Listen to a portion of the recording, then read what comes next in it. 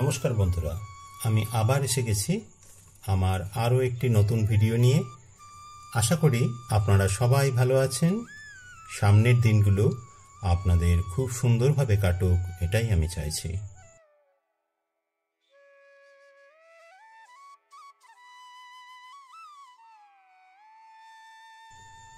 আজ আমি আপনাদের নিয়ে যাব বালিগঞ্জে বিড়লা মন্দিরের কাছে।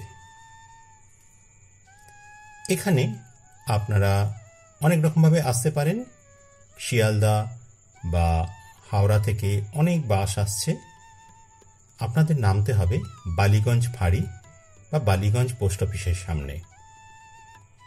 সেখান থেকে বা রাস্তার ওপরেই আপনারা দেখতে পাবেন এই সুদৃশ্য অসাধারণ স্থাপত্য নির্মিত এই মন্দিরটি। চলুন এই মন্দিরটি সম্বন্ধে আমরা একটু জেনে নিই।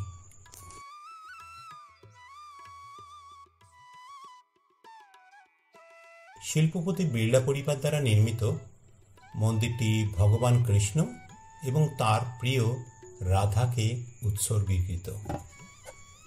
মন্দিরের নির্মাণ কাজটি 1970 সালে শুরু হলেও এটি শেষ হয় 1996 সালে।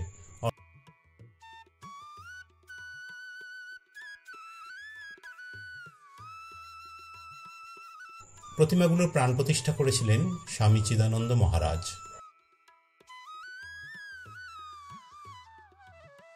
কলকাতার মহৎ বিড়লা মন্দির শিল্পের একটি অনুকরণীয় কাজ এবং এটি শহরের অন্যতম সেরা স্থাপত্য সৌন্দর্য। মন্দিরটি ঐতিহ্যগত এবং সমসাময়িক শিল্পের একটি সুন্দর মিশ্রণের প্রতিনিধিত্ব করে। বিশাল কাঠামোটি মাটি থেকে 160 ফুট ওপরে দাঁড়িয়ে আছে এবং 44 কাঠা জমি জুড়ে বিস্তৃত। মন্দিরের স্থাপত্য নকশা আংশিকভাবে লক্ষ্মী নারায়ণ মন্দির এবং ভুবনেশ্বরের লিঙ্গরাজ মন্দির দ্বারা অনুপ্রাণিত। পুরো মন্দিরটি বেলে পাথর ও সাদা মার্বেল দিয়ে তৈরি করা হয়েছে। মন্দিরের অভ্যন্তরীণ সূক্ষ্ম মার্বেল খোদাই করা হয়েছে, যা ভগবদ্ গীতার শ্লোক এবং সচিত্র খোদাই চিত্রিত করে। খোদাইটি দর্শনীয়ভাবে নজর কাড়া এবং মন্দিরের ছাদটি শ্বাস প্রশ্বাস গ্রহণকারী ঝাড়বাতি এবং বৈদ্যুতিক দিয়াস দ্বারা সজ্জিত, যা অভ্যন্তরে অপূর্ব দীপ্তি এবং চকচকে যোগ করে। সুন্দর রাধাকৃষ্ণ মূর্তি ছাড়াও ভগবান গণেশ, ভগবান হনুমান, ভগবান শিব, ভগবান বিষ্ণুর 10 অবতার এবং দেবী দুর্গা এখানে পূজিত অন্যান্য দেবতাও। এই মন্দিরের সবচেয়ে আকর্ষণীয় বৈশিষ্ট্যটি হল সন্ধ্যার আরতি। মন্দিরের নির্মল ও মহৎ পরিবেশ মনকে অনেক শান্তি ও প্রশান্তি দেয়।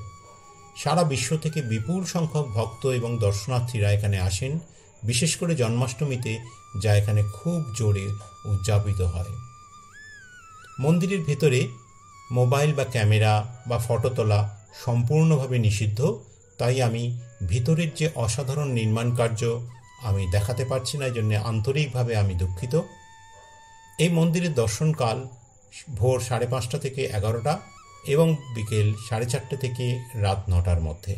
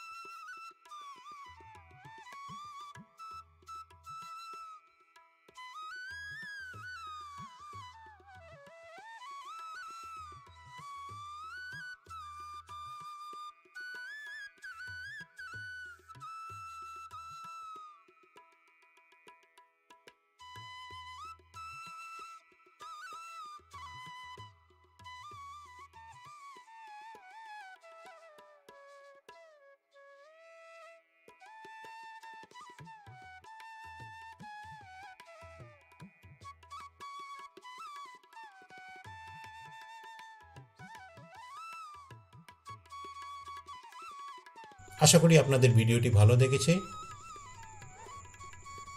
যারা এখনও আমার চ্যানেলটিকে সাবস্ক্রাইব করে দেননি তারা অবশ্যই সাবস্ক্রাইব করে দিতে পারেন এবং নোটিফিকেশন বেলটি অন করে দেবেন, যাতে আমার নতুন কোনো ভিডিও এলে তা আপনাদের সামনে পরিবেশিত হতে পারে। আজ এই পর্যন্ত, আবারও দেখা হবে নতুন কোনো ভিডিওতে। সবাই ভালো থাকবেন। ধন্যবাদ।